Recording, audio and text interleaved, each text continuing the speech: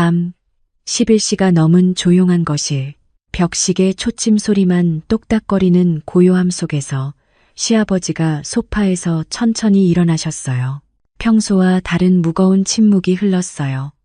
뭔가 말씀하시려는 것 같았지만 입술만 떨리고 계셨죠. 미영아, 그 목소리에 뭔가 달라진 게 있었어요. 평소처럼 부르시는 게 아니었어요. 마치 오랫동안 참아왔던 무언가가 터져 나오기 직전 같은 그런 떨림이 담겨 있었죠. 저는 설거지하던 손을 멈추고 천천히 고개를 들었어요. 아버지, 무슨 일이세요? 시아버지는 제 눈을 똑바로 바라보셨어요. 그 눈빛에서 본 건 제가 예상했던 게 아니었어요. 슬픔도 외로움도 아니었어요. 그건 한 남자가 한 여자를 바라보는 그런 눈빛이었어요. 이젠 더 이상 숨길 수가 없어. 심장이 쿵 내려앉는 소리가 들리는 것 같았어요. 뭘요?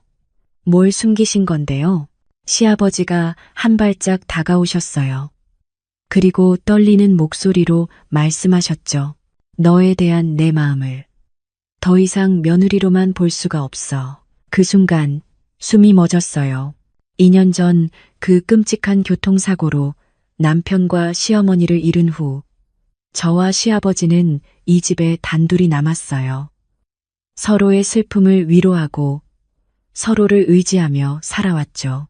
그런데 언제부터였을까요? 서로를 바라보는 눈빛이 달라지기 시작한 건 아침에 밥상을 마주할 때 우연히 손이 스치기만 해도 심장이 뛰던 순간들, 밤마다 벽 하나를 사이에 두고 서로를 의식하던 그 긴 시간들, 그리고 마침내 이 밤 금기의 고백이 터져 나온 순간, 아버지, 지금 그게 무슨... 내 목소리는 떨렸고 시아버지는 더 이상 물러설 수 없다는 듯이 말을 이어가셨어요. 2년 동안 참았어. 하지만 이젠 안 되겠다. 미영아, 나는... 바로 그때 현관문이 열리는 소리가 들렸어요. 아버지, 왔어요. 서울에서 올라온 시누이 은주의 목소리였어요. 그리고 그날 밤 이후 우리 집안의 모든 것이 무너지기 시작했습니다. 도대체 어떻게 이런 일이 일어난 걸까요? 시아버지의 진짜 마음은 무엇이었을까요? 그리고 저는 어떤 선택을 하게 됐을까요? 이 이야기가 궁금하시다면 지금 구독 버튼을 눌러주세요. 구독하시면 더 많은 진짜 이야기들을 함께 나눌 수 있습니다. 그럼 이야기를 처음부터 시작할게요. 사실 이 모든 건 2년 전 그 끔찍한 교통사고부터 시작됐어요. 2022년 가을 10월의 어느 저녁이었어요. 비가 부슬부슬 내리고 있었죠. 시어머니와 남편이 함께 장을 보러 나갔어요. 집에서 차로 20분 거리에 있는 대형마트에 가신 거였어요. 저는 그날 감기 기운이 있어서 집에 남아 있었거든요. 두 분이 나가시면서 남편이 제 이마에 손을 대며 말했어요. 여보, 푹 쉬어. 금방 다녀올게. 그게 남편이 제게 한 마지막 말이었어요. 오후 7시쯤이었을 거예요. 전화벨이 울렸어요. 모르는 번호였죠. 여보세요? 박미영 씨 보호자이십니까? 저는 119 구급대원인데요. 그 순간부터 제 세상이 멈췄어요. 빗길에서 미끄러진 화물차가 남편의 차를 덮쳤대요. 정면 충돌이었고 두 분 다 그 자리에서 의식을 잃으셨다고 했어요. 병원으로 달려갔지만 이미 늦었어요. 응급실 앞에서 시아버지를 만났어요. 박종수 씨, 당시 58이셨죠. 평생을 농사 지으며 살아온 성실한 분. 아내와 아들을 한 번에 잃은 그분의 얼굴에는 아무 표정도 없었어요. 그저 멍하니 벽만 바라보고 계셨죠. 미영아, 시아버지가 저를 부르셨어요. 그 목소리에는 이 세상 모든 슬픔이 담겨 있었어요. 우리 준호가, 우리 엄마가 말을 잇지 못하시고 주저앉으셨어요. 저도 그 옆에 무릎을 꿇고 앉았어요. 우리는 그렇게 한참을 울었어요. 장례식장에서의 3일은 악몽 같았어요. 조문객들이 오가고 향 냄새가 코를 찌르고 어디선가 들려오는 곡소리. 시아버지는 그 3일 동안 한마디도 하지 않으셨어요. 그저 영정 사진만 멍하니 바라보고 계셨죠. 가끔 중얼거리시는 소리가 들렸어요. 내가 대신 갔어야 했는데 왜 나만 살아남았을까? 그 말을 들을 때마다 가슴이 미어졌어요. 장례를 치르고 집으로 돌아왔을 때 비로소 현실이 실감났어요. 이 집에 이제 우리 둘밖에 남지 않았다는 사실이요. 인구 300명도 안 되는 경상북도의 작은 시골 마을. 여기서는 모든 사람이 서로를 알고 누가 뭘 하는지 다 알 수 있는 그런 곳이었어요. 친정 부모님은 제게 전화하셨어요. 미영아, 이제 집으로 돌아와. 거기서 뭐하니? 어머니는 당연하다는 듯 말씀하셨어요. 남편도 없는데 시댁에 계속 있을 이유가 없잖니. 이제 내 인생을 다시 시작해야지. 하지만 저는 그럴 수가 없었어요. 시아버지를 보면 도저히 혼자 두고 갈 수가 없었거든요.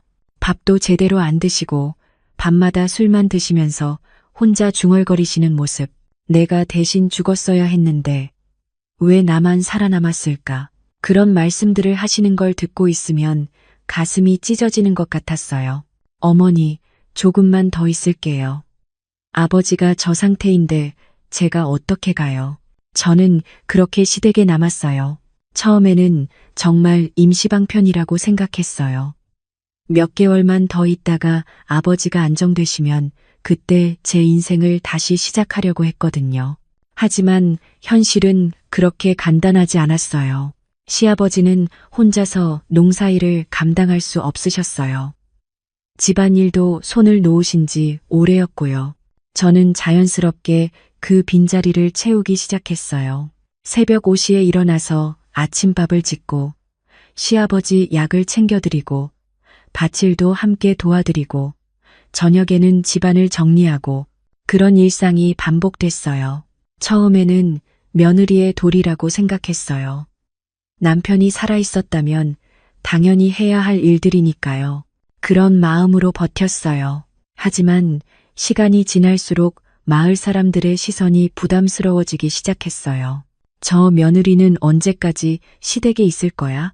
젊은 여자가 시아버지랑 단둘이 살면 어떻게 해? 친정으로 가서 재혼이나 해야지. 이런 말들이 귀에 들어오기 시작했거든요. 특히 시장에 장 보러 가면 아줌마들이 수근수근거리는 소리가 들렸어요. 박씨 며느리 아직도 시댁에 있더라. 그게 정상이야? 이상하지 않아? 그런 말들을 들을 때마다 얼굴이 화끈거렸어요. 하지만 시아버지는 아직도 회복이 안 되신 상태였어요.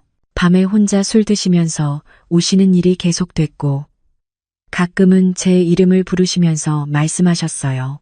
미영아, 고맙다. 내가 없었으면 나는 벌써 죽었을 거야. 그럴 때마다 가슴이 먹먹해졌어요. 저도 이 집에서 위로를 받고 있었거든요. 남편의 흔적이 남아있는 이 공간에서 시아버지와 함께 슬픔을 나누면서 혼자가 아니라는 느낌을 받았어요. 하지만 1년쯤 지났을 때부터 뭔가 변화가 생기기 시작했어요. 시아버지가 조금씩 웃음을 되찾으시기 시작한 거예요. 미영아, 오늘 저녁은 뭘 해줄 거야? 아, 그 드라마 재밌더라. 같이 봐야겠다. 이런 식으로 일상적인 대화가 늘어났죠. 저도 모르게 시아버지를 의지하고 있었어요. 남편을 대신해서 든든한 기둥 역할을 해주시는 것 같았거든요. 그런데 바로 이때 복병이 나타났어요. 시아버지의 딸, 그러니까 제 시누이인 박은주 씨였어요. 은주는 서울에서 직장 생활을 하고 있었어요. 부모님 제사 때나 명절에만 얼굴을 비추는 그런 사람이었죠. 평소에는 아버지 안부도 잘 묻지 않았거든요. 그런 은주가 어느 날 갑자기 집에 나타났어요. 아버지, 안녕하세요.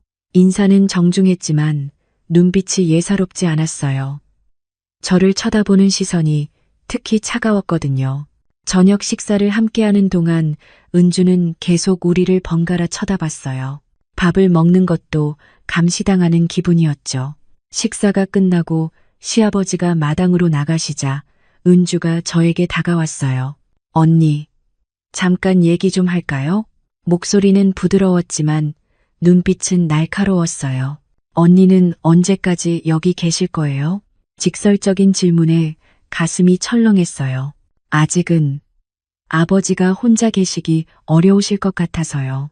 제가 조심스럽게 대답했어요. 그랬더니 은주가 냉소적으로 웃으면서 말했어요. 벌써 1년이 넘었는데도요? 언니도 이제 새 인생을 시작하셔야 하는 거 아닌가요? 그 말을 듣는 순간 가슴이 답답해졌어요. 왜 갑자기 이런 말을 하는 걸까요? 평소에 관심도 없던 사람이. 은주 씨, 저는 그냥 마을 사람들이 뭐라고 하는지 아세요? 은주가 말을 끊었어요. 젊은 며느리가 시아버지랑 단둘이 산다고 이상하다고 그러더라고요.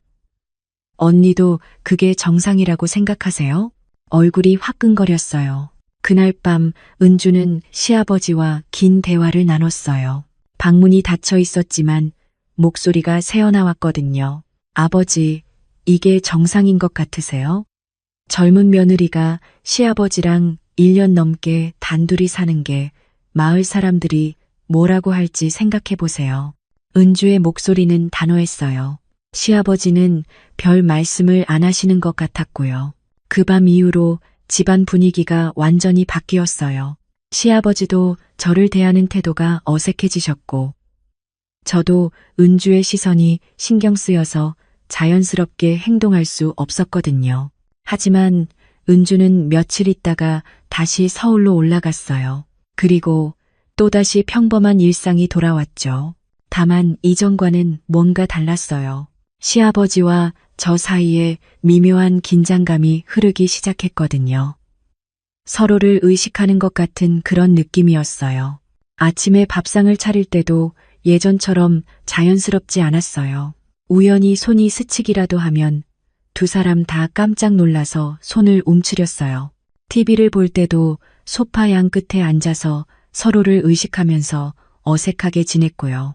그런데 그럴수록 더 신경이 쓰였어요. 시아버지가 어디에 계신지, 지금 뭘 하고 계신지 계속 생각나는 거예요. 그리고 가끔 눈이 마주칠 때면 서로 깜짝 놀라서 고개를 돌리곤 했어요. 그런데 그 짧은 순간에도 서로의 눈빛에서 뭔가를 읽을 수 있었어요. 같은 감정을 품고 있다는 걸. 그렇게 며칠이 지난 어느 날 밤이었어요. 그날은 유난히 더웠어요. 한여름 밤의 무더위가 집안을 가득 채우고 있었죠. 선풍기를 켜놓고 이리저리 뒤척이다가 밤 12시가 넘어서야 겨우 잠이 들었어요. 그런데 새벽 1시쯤이었을 거예요. 목이 말라서 물을 마시러 일어났어요. 복도를 지나는데 시아버지 방에서 이상한 소리가 들려왔어요. 처음에는 그냥 뒤척이시는 소리인 줄 알았어요. 잠을 못 주무시는구나 싶어서 발소리를 죽이고 지나가려고 했거든요. 그런데 그 소리가 심상치 않았어요. 숨소리가 거칠어지고 있었고 뭔가 움직이는 소리도 들렸어요. 아픈 건 아닐까? 혹시 또 몸이 안 좋으신 건 아닐까? 걱정이 돼서 문틈으로 안을 조심히 살펴봤어요. 그 순간 머릿속이 하얘졌어요. 시아버지가 그런 행위를 하고 계셨던 거예요. 저는 너무 놀라서 숨을 죽였어요. 얼른 그 자리를 피해야겠다고 생각했죠. 하지만 발걸음이 떼어지지 않았어요. 그리고 그때 제 귀에 들린 소리가 온몸을 얼어붙게 만들었어요. 미영아, 제 이름을 부르는 시아버지의 목소리였어요. 그것도 그런 상황에서 심장이 미친 듯이 뛰기 시작했어요. 숨이 막혔어요. 이게 정말 일어나고 있는 일인가 싶었거든요. 조용히 제자리로 돌아가려고 했는데 다시 한번 제 이름이 들렸어요. 이번에는 더 선명하게 미영아, 미영아. 그 순간 온몸에 소름이 돋았어요. 시아버지가 저를 그런 식으로 생각하고 계셨다는 거잖아요. 며느리인 저를 여자로 보고 계셨다는 거잖아요. 얼른 제 방으로 뛰어들어갔어요. 문을 잠그고 침대에 주저앉았는데 손이 덜덜 떨리더라고요. 이런 일이 있을 수 있어? 시아버지가 정말 나를 말로 표현할 수도 없었어요. 그런데 이상했어요. 분명히 충격적이고 당황스러운 일이었는데 왜인지 화가 나지는 않았거든요. 오히려 가슴 깊은 곳에서 이상한 감정이 올라오고 있었어요. 그게 뭔지 저도 잘 모르겠어서 더 혼란스러웠어요. 그날 밤 잠을 한숨도 못 잤어요. 계속 그 장면이 머릿속에서 맴돌았거든요. 시아버지가 제 이름을 부르시던 그 목소리가 귓가에서 떠나지 않았어요. 다음날 아침이 되어서야 겨우 잠이 들었는데 깨어보니 시아버지는 벌써 밭에 나가신 후였어요. 평소보다 훨씬 일찍 나가신 것 같았어요. 아마 저와 마주치기 어색하셨던 거겠죠. 아침을 차려드리려고 밥을 했는데 시아버지는 밭에서 드시겠다고 하시더라고요. 그날 하루 종일 서로 얼굴을 마주치지 않았어요. 저도 시아버지를 어떻게 대해야 할지 모르겠더라고요. 평소처럼 자연스럽게 행동할 수가 없었어요. 며칠이 지나도 상황은 나아지지 않았어요. 서로 어색해하면서 대화도 거의 하지 않았거든요. 예전에는 저녁 먹고 TV도 같이 보고 그랬는데 이제는 각자 방에서 시간을 보냈어요. 그런데 정말 이상한 일이 벌어졌어요. 그날 밤 이후로 저도 잠을 제대로 못 자게 됐거든요. 왜인지 자꾸 시아버지 생각이 났어요. 그것도 그런 식의 생각이. 처음에는 아니라고 부정했어요. 이런 생각을 하면 안 돼. 시아버지인데 어떻게 이럴 수가 있어. 스스로를 다그쳤거든요. 하지만 그럴수록 더 생각이 났어요.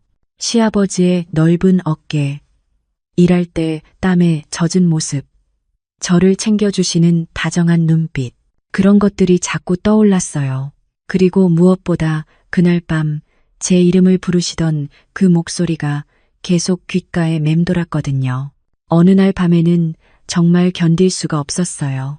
남편 얼굴이 떠오르면서 죄책감이 밀려왔는데 동시에 시아버지에 대한 그런 감정도 억누를 수가 없었어요.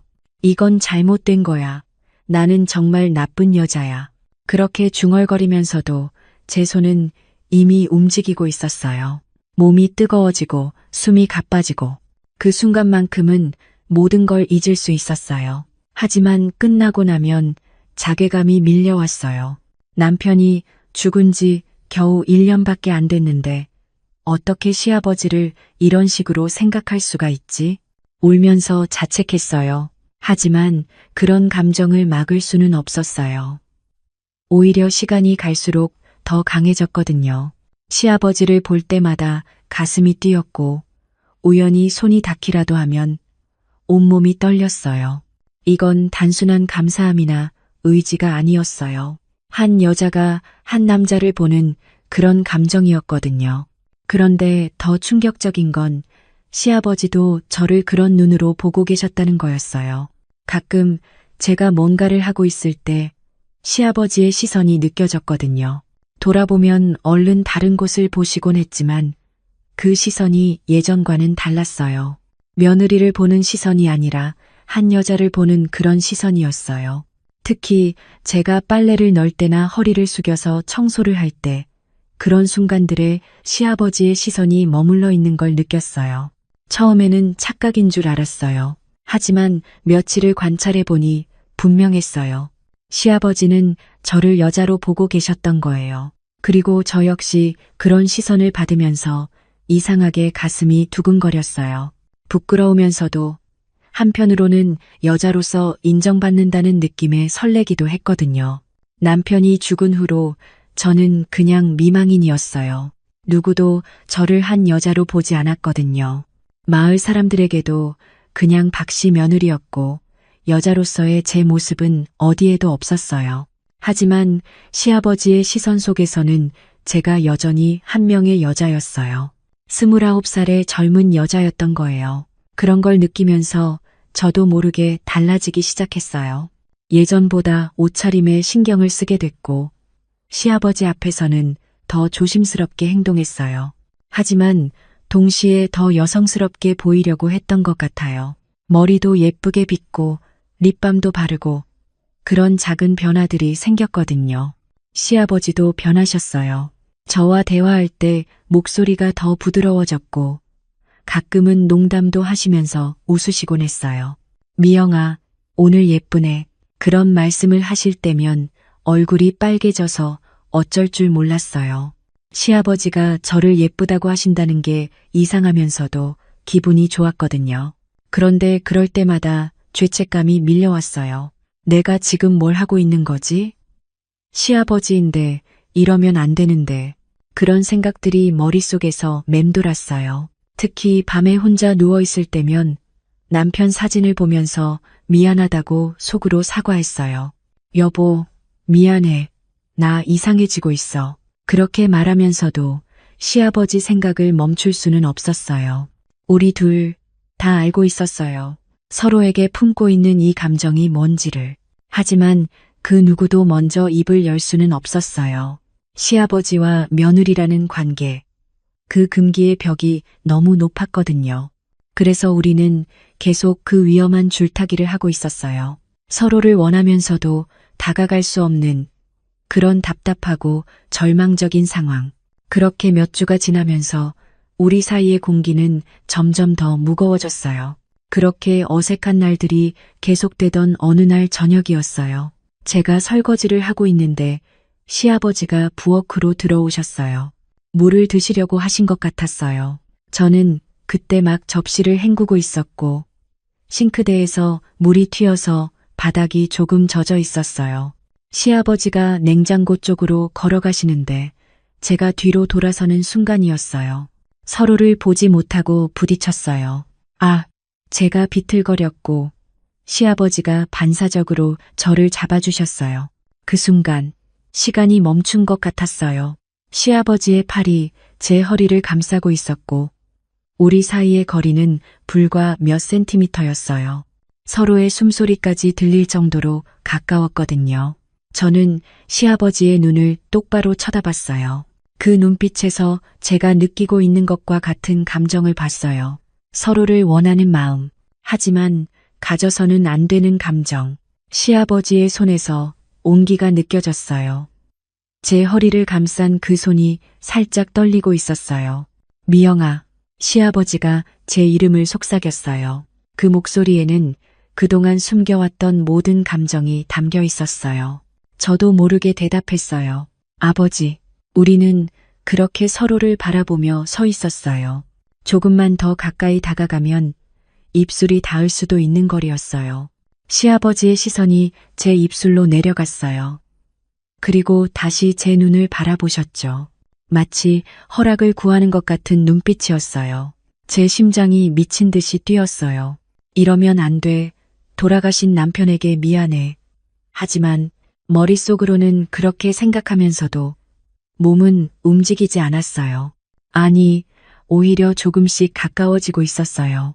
시아버지도 천천히 얼굴을 숙이고 계셨어요. 우리 사이의 거리가 점점 좁혀지고 바로 그때였어요. 철커덕 현관문이 열리는 소리가 들렸어요. 아버지 왔어요. 은주의 목소리였어요. 우리는 깜짝 놀라서 얼른 떨어졌어요. 시아버지는 물을 따르시는 척하고 저는 설거지를 하는 척했어요. 하지만 손이 너무 떨려서 그릇을 제대로 잡을 수도 없었어요. 은주가 부엌으로 들어왔을 때 분위기가 이상하다는 걸 눈치챘는지 우리를 번갈아 쳐다보더라고요. 뭐 하고 계셨어요? 그냥 물 좀 마시려고. 시아버지가 어색하게 대답하셨어요. 은주는 의심스러운 눈으로 우리를 보더니 거실로 나가버렸어요. 저와 시아버지는 서로를 쳐다보지도 못하고 각자 할 일을 하는 척했어요. 하지만 그 순간의 감정을 잊을 수는 없었어요. 서로를 원하는 마음이 얼마나 간절한지 확인하고 말았거든요.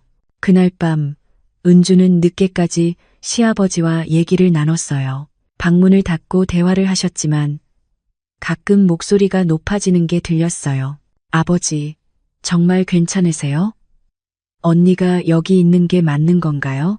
은주가 뭔가 의심하고 있다는 걸 알 수 있었어요.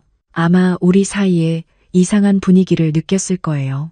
그 다음 날부터 은주는 며칠 더 머물렀어요. 그 며칠 동안 저와 시아버지는 더욱 조심스럽게 행동해야 했어요. 은주가 지켜보고 있다는 느낌 때문에 평소보다 더 어색하게 지냈거든요. 하지만 그런 상황이 오히려 우리의 감정을 더 확실하게 만들어줬어요. 서로를 보지 못하는 것, 가까이 있지 못하는 것, 그런 것들이 얼마나 힘든지 알게 됐거든요. 어느 날 저녁, 은주가 저를 마당으로 불렀어요. 언니, 솔직히 물어볼게요. 아버지하고 무슨 일 있어요? 갑작스러운 질문에 심장이 철렁 내려앉았어요. 무슨 말씀이세요? 아버지 보는 눈빛이 예전과 달라요. 그리고 언니도 마찬가지고요. 은주의 목소리가 차가웠어요. 은주 씨, 저는 그냥, 언니, 부정하지 마세요. 제가 다 봤어요.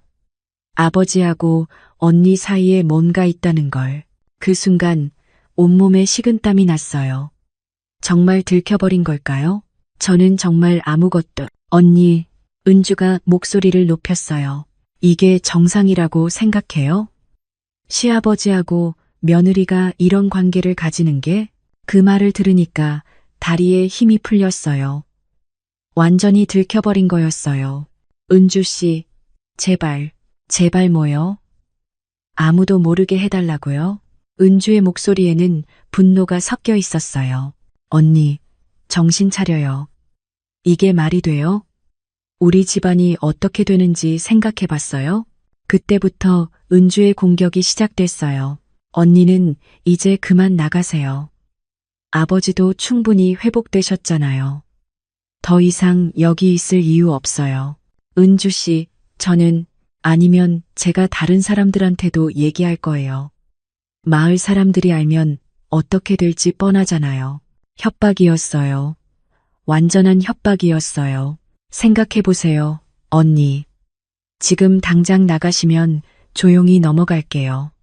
하지만 계속 여기 있으면 더 이상 말하지 않아도 알 수 있었어요.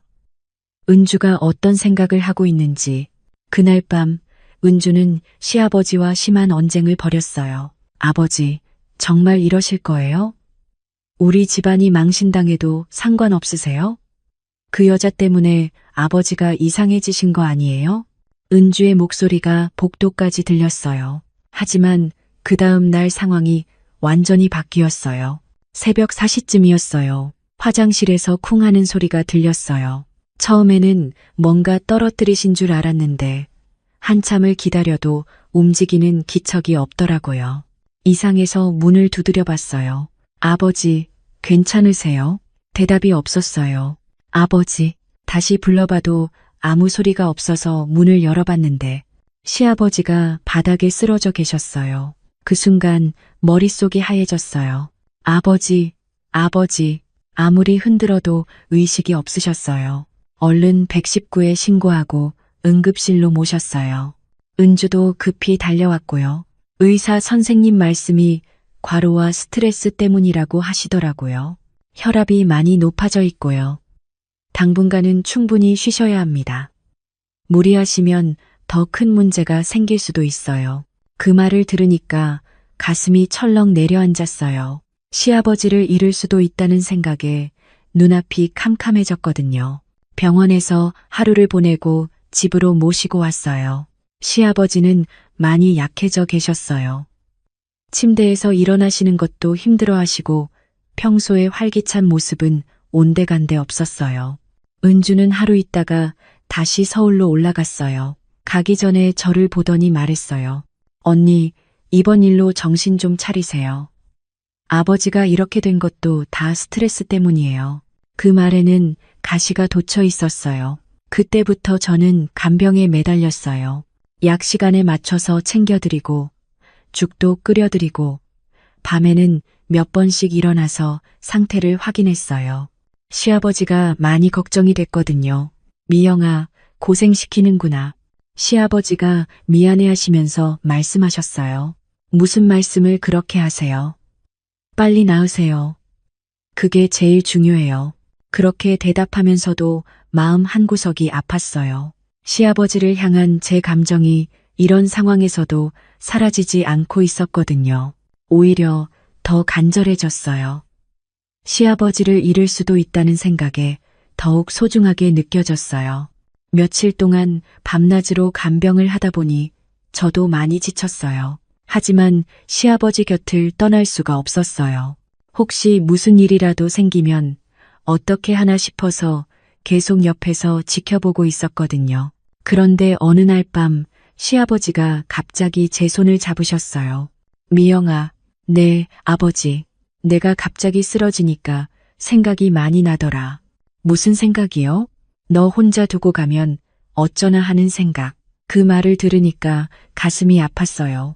아버지, 무슨 말씀을 그렇게 하세요? 몸조리 잘하시면 금방 나으실 거예요. 하지만 시아버지는 고개를 저으셨어요. 이번에 쓰러지고 보니까 확실히 느끼겠더라. 내 몸이 예전 같지 않다는 걸. 시아버지의 목소리가 떨리고 있었어요. 하지만 너는 아직 젊잖아.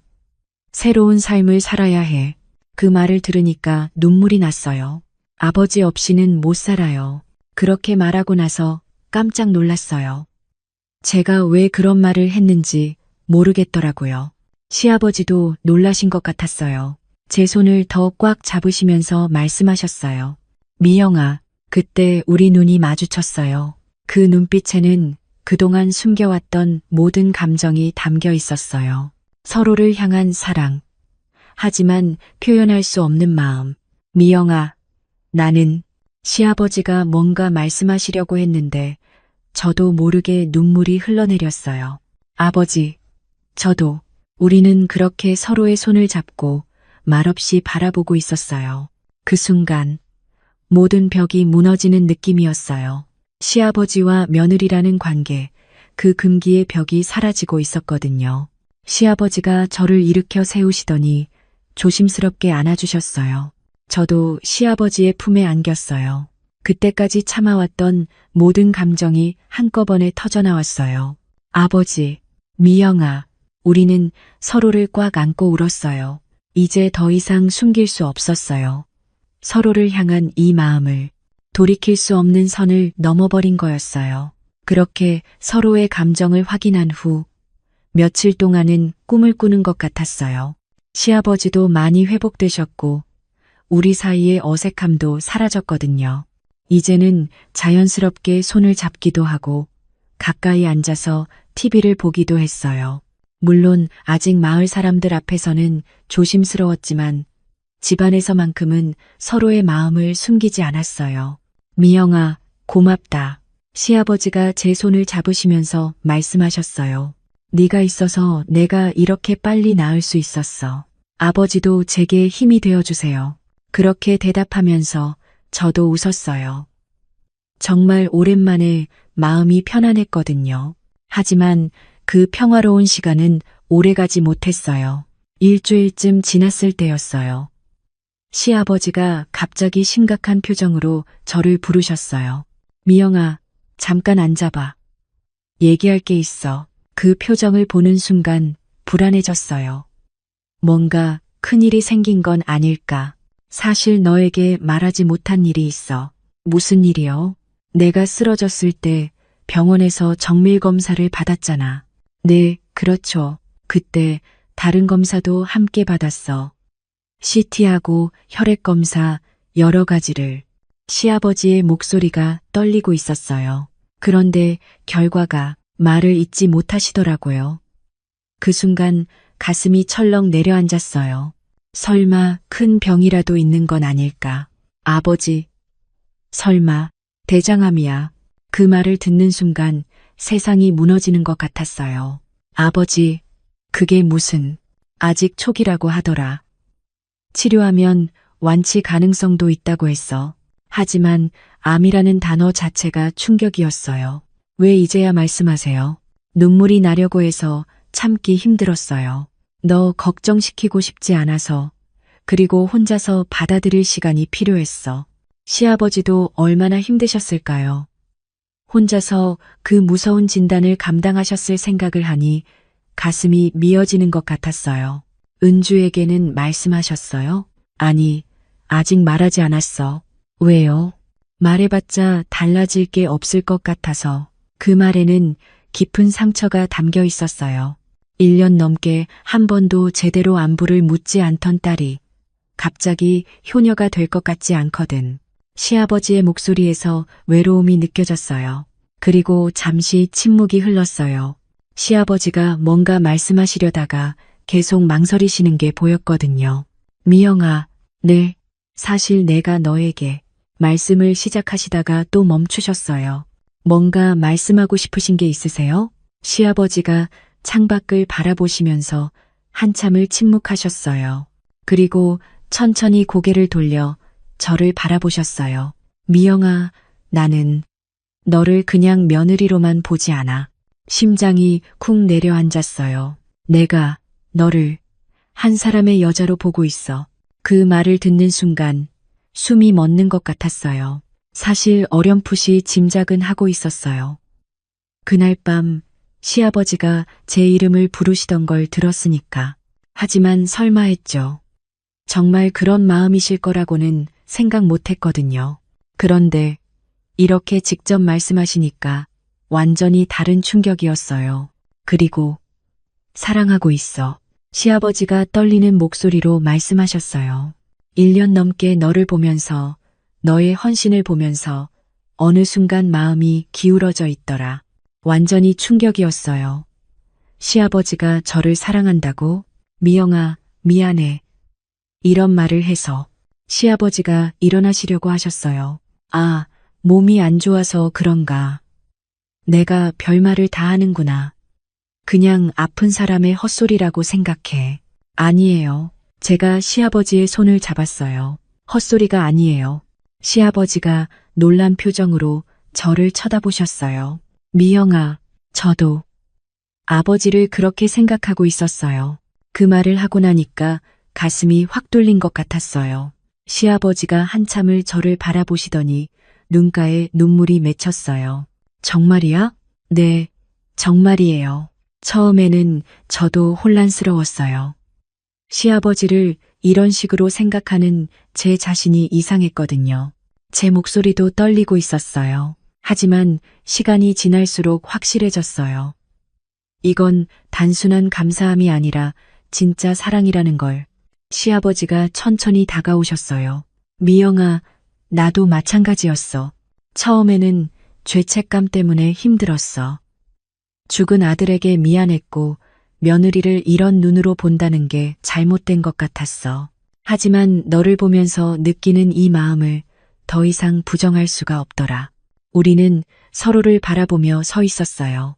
1년 넘게 쌓아온 모든 감정이 이 순간에 터져나오고 있었거든요.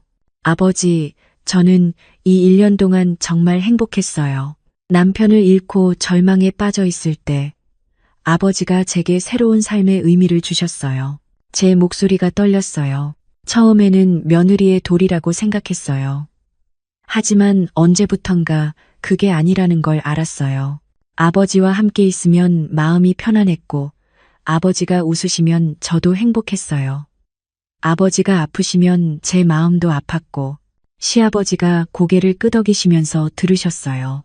그리고 무엇보다 아버지 없는 세상은 상상할 수 없었어요. 그때 깨달았어요. 이건 가족애가 아니라 사랑이구나. 그 말을 들으시고 시아버지가 눈물을 흘리셨어요. 미영아, 나도 똑같아. 너 없는 삶은 의미가 없어. 특히 병원에서 암 진단을 받았을 때 제일 먼저 떠오른 생각이 너였어. 너를 두고 어떻게 죽을까? 너 혼자 남겨두면 어떻게 하나? 그런 생각들만 머릿속에 가득했어. 시아버지가 조심스럽게 제 손을 잡으셨어요. 그 순간 온몸에 전기가 흐르는 것 같았어요. 미영아, 이건 잘못된 사랑일 수도 있어. 사회에서는 받아들여지지 않을 수도 있고. 하지만 내 마음은 진짜야. 너를 한 여자로서 진심으로 사랑해. 아들의 아내가 아니라 박미영이라는 한 사람을 사랑하는 거야. 그 말을 들으니까 눈물이 났어요. 저도요, 아버지. 시아버지가 아니라 박종수라는 한 남자를 사랑해요. 제가 사랑하는 건 따뜻하고 다정하신 분이에요. 힘들 때 제 곁에서 지켜주신 분이요. 제게 다시 살아갈 용기를 주신 분이에요. 우리는 서로의 손을 꽉 잡았어요. 더 이상 숨길 것도 없었고 부정할 것도 없었어요. 서로를 향한 진심을 확인한 거였으니까요. 미영아, 고마워. 이런 마음을 받아줘서 나도 정말 사랑해. 시아버지가 저를 조심스럽게 안아주셨어요. 1년 넘게 꿈꿔왔던 그 따뜻한 품이었어요. 더 이상 며느리와 시아버지가 아니라 한 남자와 한 여자로서 서로를 안고 있었어요. 아버지, 미영아, 우리는 그렇게 서로를 부르며 울었어요. 그동안 참아왔던 모든 감정이 한꺼번에 터져 나왔거든요. 서로가 서로에게 얼마나 소중한 존재인지 이제야 제대로 확인할 수 있었어요. 하지만 여전히 현실의 벽은 높았어요. 우리가 사랑한다고 해서 모든 문제가 해결되는 건 아니었으니까요. 그리고 며칠 후 그 벽은 더욱 단단해졌어요. 갑자기 어머니에게서 전화가 왔어요. 미영아, 집에 좀 와봐. 갑자기 왜요? 그냥 와봐. 할 말이 있어. 어머니의 목소리가 심상치 않았어요. 뭔가 큰일이 생긴 것 같았거든요. 시아버지에게 친정에 다녀온다고 말씀드리고 서둘러 집으로 갔어요. 친정에 가보니 어머니가 심각한 표정으로 앉아 계셨어요. 앉아봐. 어머니, 무슨 일이에요? 박은주 씨가 여기 다녀갔어. 그 순간 가슴이 철렁 내려앉았어요. 은주가 우리 친정까지 찾아간 거였어요. 뭐라고 했는데요? 너하고 시아버지가 이상한 관계래. 그게 정상이냐고 묻더라고. 어머니의 표정이 굳어 있었어요. 미영아, 이게 사실이야? 어머니, 솔직히 말해봐. 너 정말 시아버지하고 그런 사이야? 더 이상 숨길 수가 없었어요. 네, 그래요. 어머니가 한숨을 크게 내쉬셨어요. 어쩌다가 이런 일이, 어머니, 저희는 진심이에요. 진심? 그게 말이 되는 소리야? 시아버지와 며느리가, 어머니가 화를 내기 시작하셨어요. 미영아, 정신 차려. 세상에 이런 말도 안 되는 일이 어디 있어?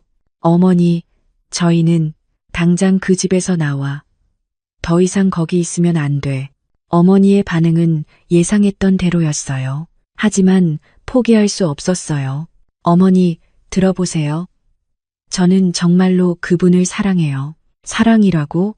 그게 사랑이야? 그럼 뭐라고 불러야 해요? 제가 단호하게 말했어요. 1년 넘게 함께 지내면서 서로 의지하고 보살펴왔어요. 그분 없이는 살 수 없어요. 어머니가 어이없다는 표정을 지으셨어요. 미영아, 그건 의존이야. 사랑이 아니라. 아니에요. 이건 진짜 사랑이에요. 하지만 어머니는 끝까지 반대하셨어요. 절대 안 돼. 당장 그 집에서 나와서 여기서 살아. 다시는 그런 말도 안 되는 소리 하지 마. 어머니와 크게 다퉜어요. 결국 아무것도 해결되지 않은 채 집을 나왔어요. 돌아가는 길에 너무 속상했어요. 어머니까지 등을 돌리니까 정말 세상에 혼자 남겨진 기분이었어요. 하지만 포기할 수는 없었어요. 시아버지와의 사랑만큼은 진짜였으니까요. 집에 도착하니 시아버지가 걱정스러운 표정으로 기다리고 계셨어요. 미영아, 어떻게 됐어? 제 표정을 보시더니 바로 아셨나 봐요. 안 좋았구나. 네. 어머니가 완전히 반대하세요. 시아버지가 저를 안아주셨어요. 미안해. 나 때문에 이런 일이. 아니에요. 저도 각오했던 일이에요. 우리는 거실에 앉아서 한참을 이야기했어요. 앞으로 어떻게 해야 할지에 대해서요. 미영아, 사실 생각해 본 게 있어. 뭔가요? 우리 결혼하면 어떨까? 그 말을 듣고 깜짝 놀랐어요. 결혼이요? 응, 정식으로 부부가 되는 거야. 시아버지의 눈빛이 진지했어요. 나는 너를 제대로 지켜주고 싶어. 지금처럼 애매한 관계로는 한계가 있어. 나에게 무슨 일이 생기면 누가 널 보호해 줄 거야? 은주는 벌써 너를 내쫓으려고 하잖아. 그 말이 가슴에 와닿았어요. 그리고 무엇보다 시아버지가 눈물을 글썽이시면서 말씀하셨어요. 나는 당당하게 너를 사랑하고 싶어. 숨어서 하는 사랑이 아니라 세상에 떳떳하게 말할 수 있는 사랑. 너는 그럴 자격이 있는 사람이야. 그 말을 들으니까 눈물이 났어요. 시아버지의 진심이 느껴졌거든요. 미영아, 나와 결혼해줘. 내 남은 인생을 너와 함께하고 싶어. 그리고 내가 가진 모든 걸 너에게 주고 싶어. 그러니까 부디 내 아내가 되어줘. 시아버지가 간절하게 호소하셨어요. 저는 한참을 고민했어요. 정말 결혼을 해야 할까요? 사람들의 시선을 견딜 수 있을까요? 하지만 시아버지의 말씀이 맞았어요.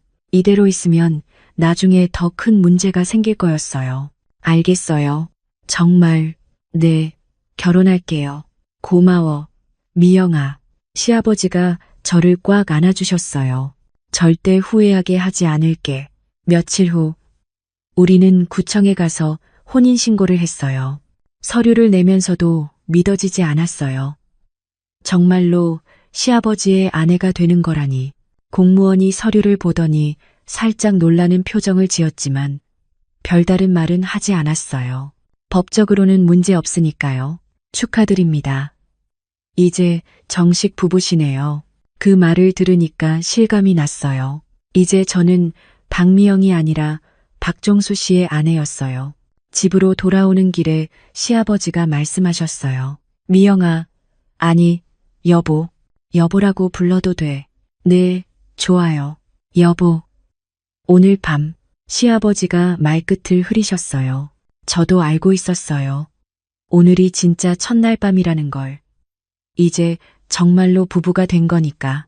그날 밤 시아버지가 제 방문을 조심스럽게 두드리셨어요. 들어와요. 문이 열리고 시아버지가 들어오셨어요.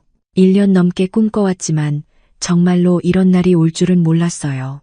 여보, 준비됐어? 네. 하지만 사실 떨렸어요. 결혼은 했지만 아직 어색한 느낌이었거든요. 시아버지가 제 마음을 아시는지 천천히 다가오셨어요. 무서우면 언제든 그만하자고 해. 아니에요. 괜찮아요. 정말. 네. 이제 우리는 부부잖아요. 시아버지가 저를 조심스럽게 안아주셨어요. 그 순간 모든 긴장이 풀어졌어요. 따뜻하고 든든한 품이었거든요. 미영아, 1년 넘게 정말 고마웠어. 저도요. 이제 더 이상 숨기지 않아도 되는구나. 네, 이제 당당하게 사랑할 수 있어요. 그날 밤 우리는 진정한 부부가 됐어요. 1년 넘게 억눌렀던 모든 감정이 그 순간 하나로 합쳐졌어요. 서로를 향한 간절함, 서로에 대한 사랑, 모든 것이 완전해졌어요. 다음 날 아침, 일어났을 때 옆에서 자고 있는 남편을 보니까 이제 정말 현실이구나 싶었어요. 잘 잤어? 남편이 눈을 뜨시면서 물어보셨어요. 네, 정말 잘 잤어요. 후회 안 해? 전혀요. 오히려 이렇게 행복한 건 처음이에요. 남편이 저를 바라보시면서 웃으셨어요. 고마워, 여보. 며칠 후 예상했던 대로 은주가 집에 찾아왔어요. 혼인신고 소식을 들었나 봐요. 아버지, 정말 그렇게 하신 거예요? 그래, 미쳤어요. 완전히 미치신 거예요? 은주야, 조심해서 말해. 이제 미영이는 내 아내야. 아내라고요? 그게 말이 돼요? 은주가 소리를 지르더라고요. 하지만 남편은 흔들리지 않으셨어요. 말이 되든 안 되든 우리는 서로 사랑해. 그리고 이제 법적으로도 부부야. 네가 어떻게 할 수 있는 일이 아니야. 은주가 완전히 당황해 하더라고요. 그럼 재산은 어떻게 되는 거예요?